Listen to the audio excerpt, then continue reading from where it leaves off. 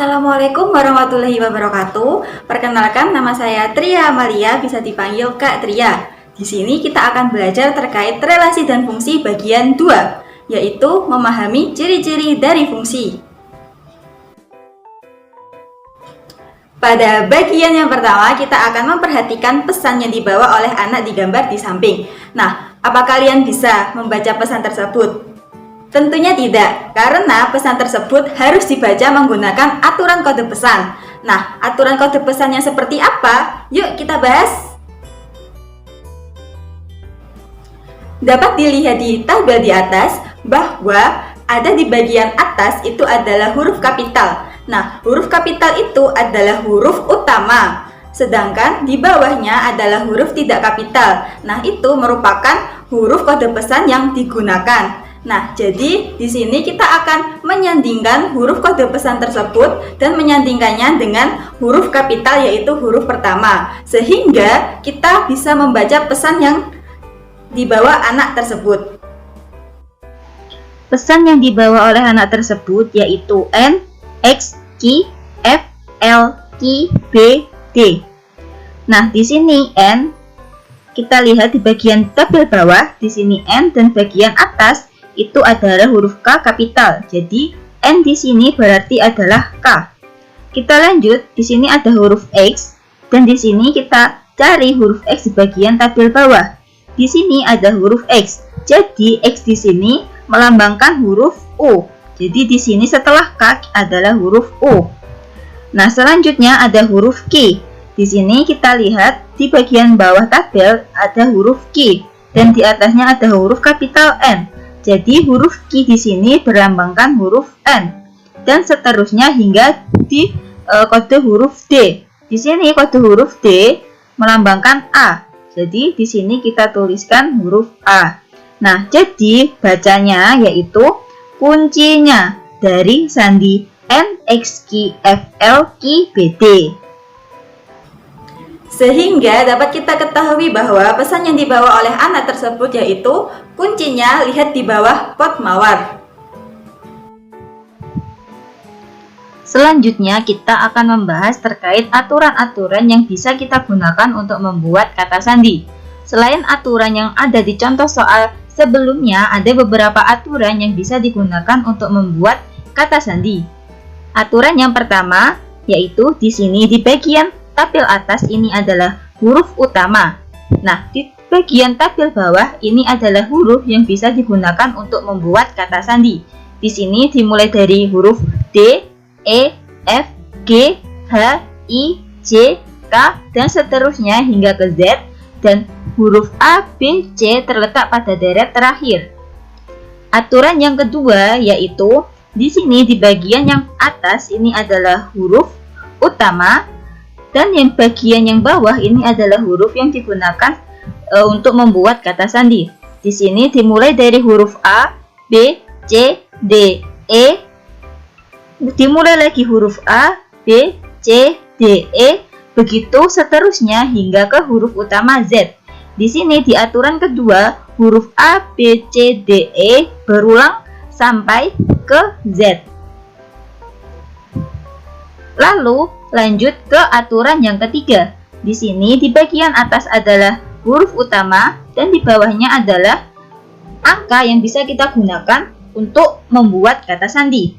Di sini huruf A adalah 1, huruf B 2, 3, 4, 5, 6, 7, 8, 9, 0, dan kembali lagi ke 1, 2, 3, 4, dan seterusnya hingga ke Z, yaitu ada huruf 6.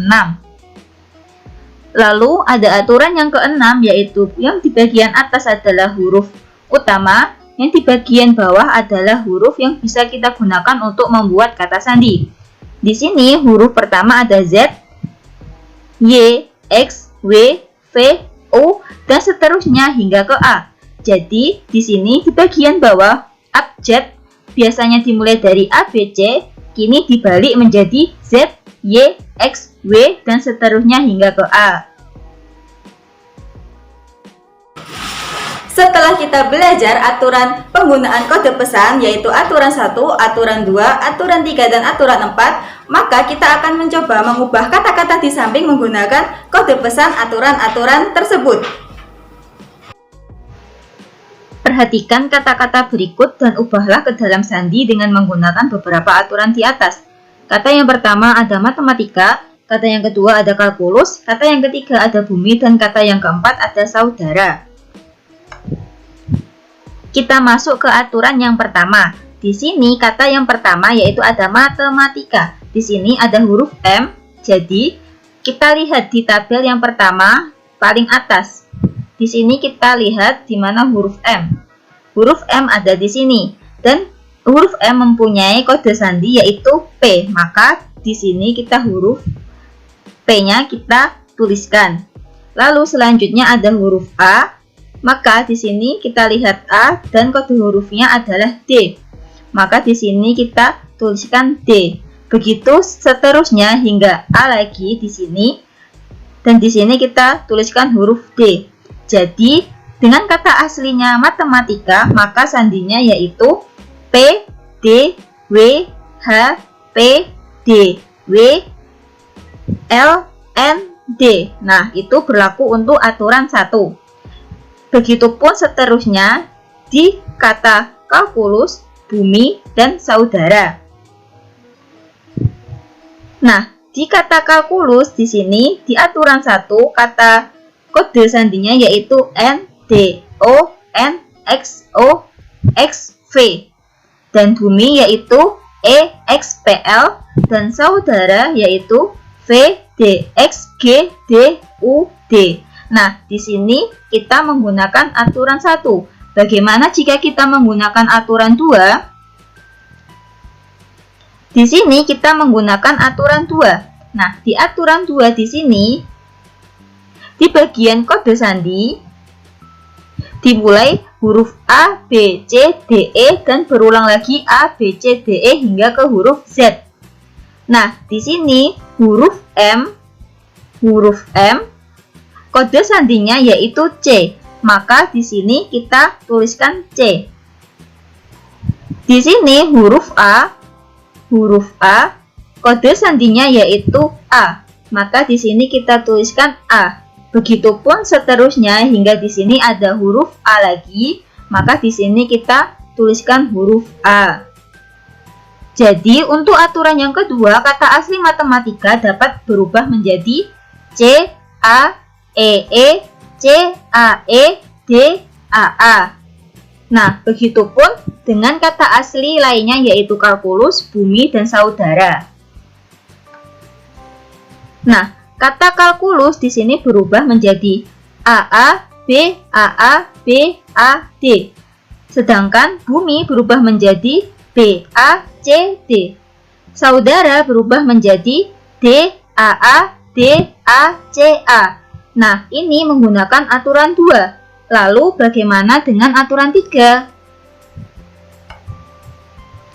Untuk aturan 3 di sini kode sandinya menggunakan angka, yaitu angka 1 sampai angka 9 dan ada angka 0, lalu diulangi lagi angka 1 sampai angka 9. Nah, di sini huruf M memiliki kode sandi yaitu 3. Di sini maka kita tuliskan 3.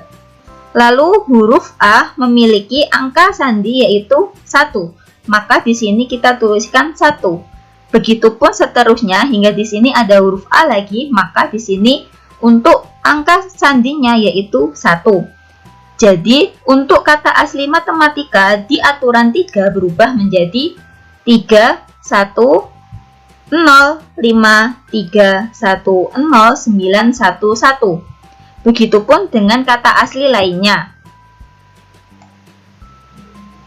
Di sini untuk kata kalkulus berubah menjadi 11, 211, 219. Sedangkan di bumi, kata bumi berubah menjadi 2139. Kata asli saudara berubah menjadi 9114181. Ini berlaku di aturan 3. Yang mana di aturan 3 untuk kata sandinya yaitu berupa angka. Lalu bagaimana di aturan 4? Di aturan 4 di sini untuk kode sandinya dimulai dari huruf Z, Y, X, W, V, U dan seterusnya hingga ke C, B, A. Nah, di sini abjadnya dibalik. Jadi yang pertama ada Z, Y, X dan yang terakhir ada C, B, A. Seperti itu. Nah, lalu di sini untuk kata asli matematika menurut aturan 4 dapat diganti menjadi N, Z, G, V, N, Z, G, R, P, Z. Nah, begitupun dengan kata asli lainnya bisa diubah menjadi kata berikut ini sesuai dengan aturan 4. Nah, jadi didapatkan 4 kata sandi yang berbeda yang diperoleh dari kata-kata tersebut diubah menggunakan aturan-aturan kode sandi. Nah, jadi menurut kalian, mana aturan yang paling efektif? Ya, aturan yang paling efektif adalah aturan yang tidak memiliki pengulangan dalam menggunakan kode sandi. Nah, aturan berapakah itu? Aturan 1 dan aturan 4. Aturan 1 dan aturan 4 tidak memiliki pengulangan dalam penggunaan kode sandi. Sedangkan aturan 2 dan aturan 3 memiliki pengulangan dalam penggunaan kata sandi. Misalnya, dalam aturan 2 terdapat huruf A dan U yang dimana kode sandinya yaitu A. Sedangkan di aturan 3 memiliki huruf A dan K yaitu dimana kode sandinya yaitu 1. Jadi, aturan yang paling efektif digunakan adalah aturan 1 dan aturan 4. Sehingga dapat ditarik kesimpulan yaitu aturan yang menghubungkan himpunan A, B, C, dan seterusnya hingga Z ke himpunan A, B, C, dan seterusnya hingga Z merupakan fungsi dari himpunan A, B, C, dan seterusnya hingga Z ke himpunan A, B, C, dan seterusnya hingga Z. Sedangkan aturan yang menghubungkan himpunan A, B, C, D ke himpunan A, B, C, dan seterusnya hingga Z adalah bukan fungsi dari himpunan A, B, C, D ke himpunan A, B, C, dan seterusnya hingga Z. Aturan yang menghubungkan himpunan 1, 2, 3, dan seterusnya hingga 9 ke himpunan A, B, C, dan seterusnya hingga Z juga bukan merupakan fungsi, tetapi disebut dengan relasi. Contoh di atas menggambarkan konsep dari fungsi. Sekarang kita akan membahas yaitu konsep dari fungsi itu sendiri. Dijelaskan bahwa fungsi atau pemetaan merupakan relasi dari himpunan A ke himpunan B jika setiap anggota himpunan A berpasangan tepat satu dengan anggota himpunan B. Di sini ada contoh, misalkan ada himpunan A dengan anggota 1, 2, dan 3 dan ada anggota himpunan B ada A dan B. Di sini kita coba hubungkan 1 dengan A, 2 dengan A, dan 3 dengan B. Maka ini adalah suatu relasi dan ini adalah suatu fungsi. Karena di sini himpunan A atau anggota himpunan A memiliki tepat satu pasang di anggota himpunan B. Maka ini disebut fungsi. Lalu contoh selanjutnya, misalkan di sini 1 kita hubungkan dengan A, 1 kita hubungkan dengan B, 2 kita hubungkan dengan A, dan 3 kita hubungkan dengan B. Maka ini adalah suatu relasi, tapi bukan merupakan fungsi. Karena di sini ada anggota dari himpunan A yang memiliki lebih dari satu pasangan di anggota himpunan B. Maka ini bukan merupakan fungsi. Untuk contoh selanjutnya di sini kita coba pasangkan 1 dengan A, 2 dengan A, dan 3 dengan A. Maka ini adalah suatu relasi dan ini adalah suatu fungsi. Karena di anggota himpunan A semuanya berpasangan tepat satu dengan anggota himpunan B. Selanjutnya di sini coba pasangkan 1 dengan A dan 2 dengan B.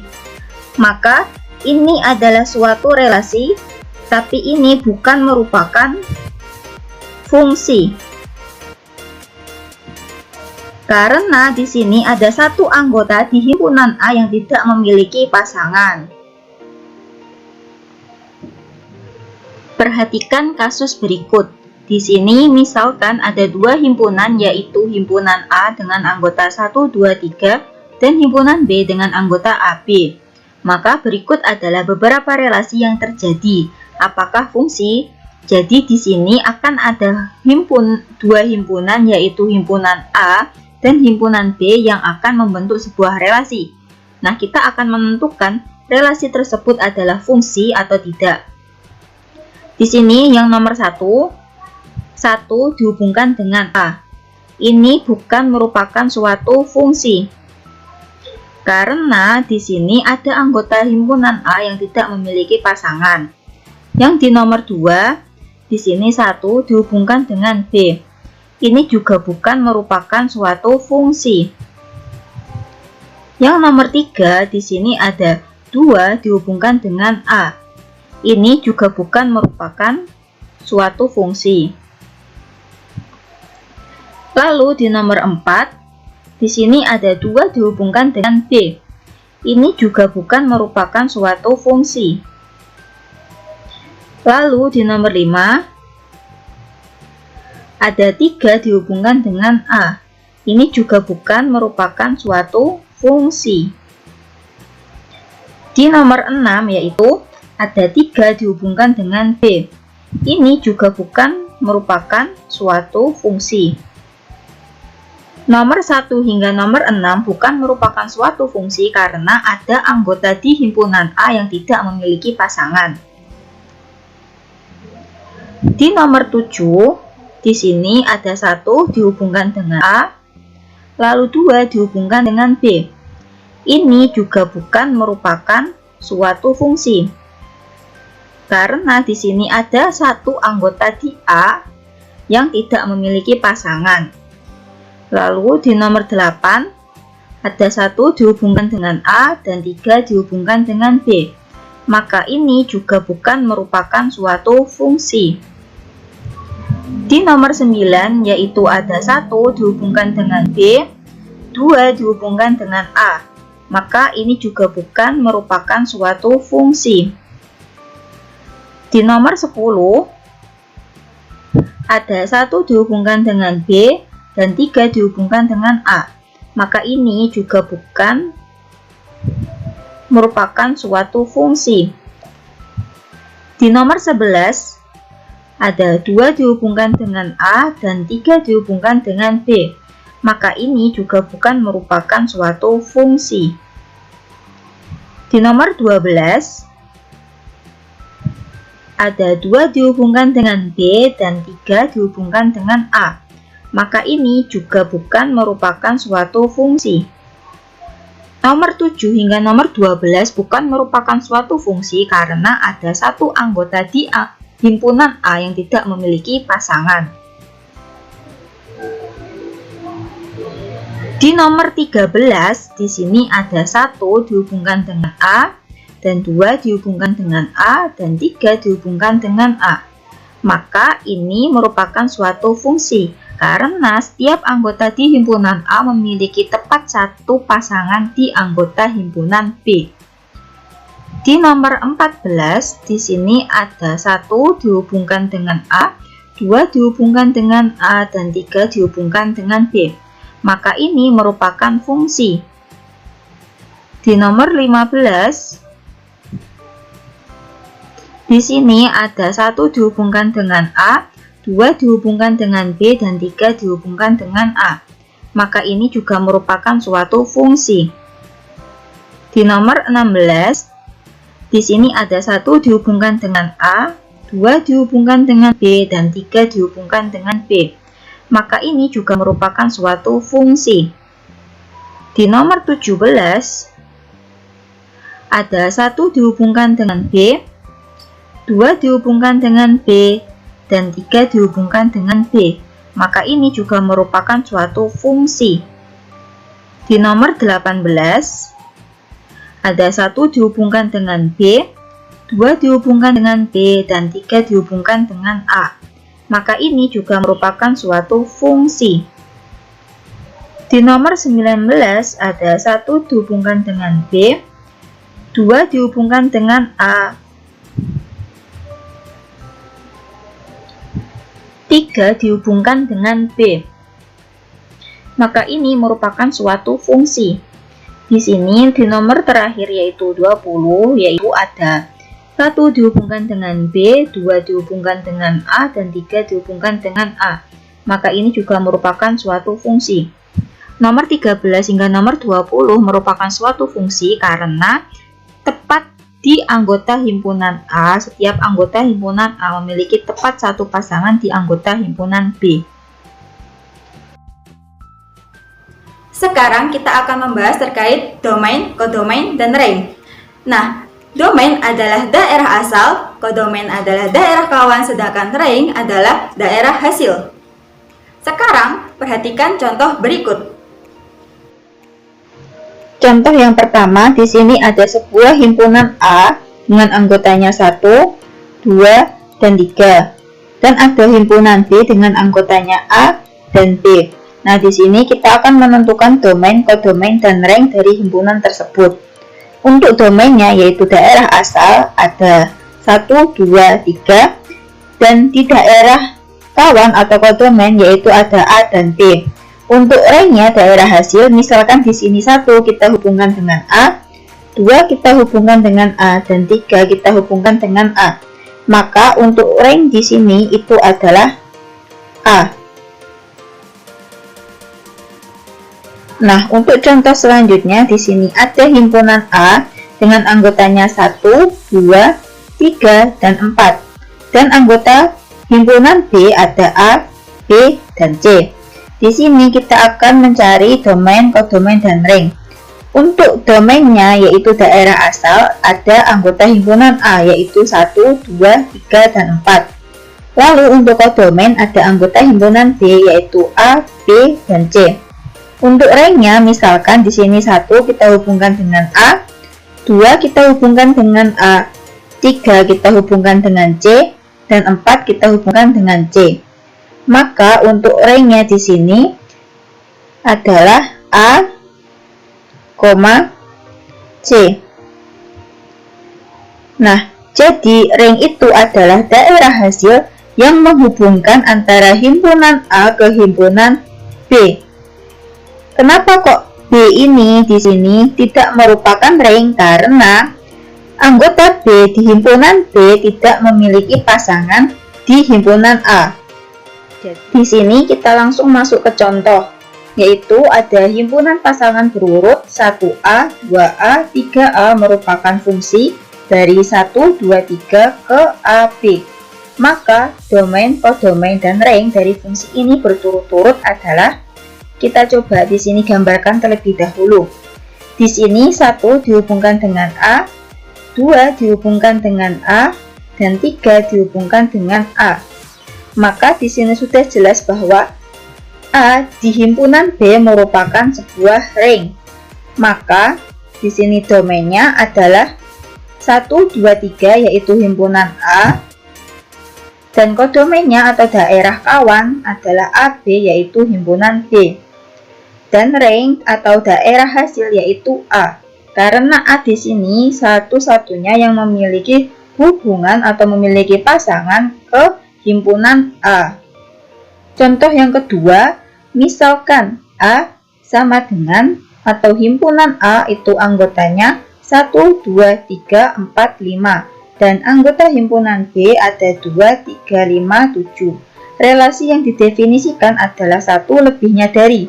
Apakah relasi dari A ke B termasuk fungsi? Kita coba gambarkan terlebih dahulu. Untuk himpunan A dengan anggota 1, 2, 3, 4, 5 dan anggota himpunan B ada 2, 3, 5, 7. Nah, di sini relasi yang didefinisikan adalah 1 lebihnya dari. Di sini kita coba apakah 1 lebihnya dari 2? Jawabannya tidak.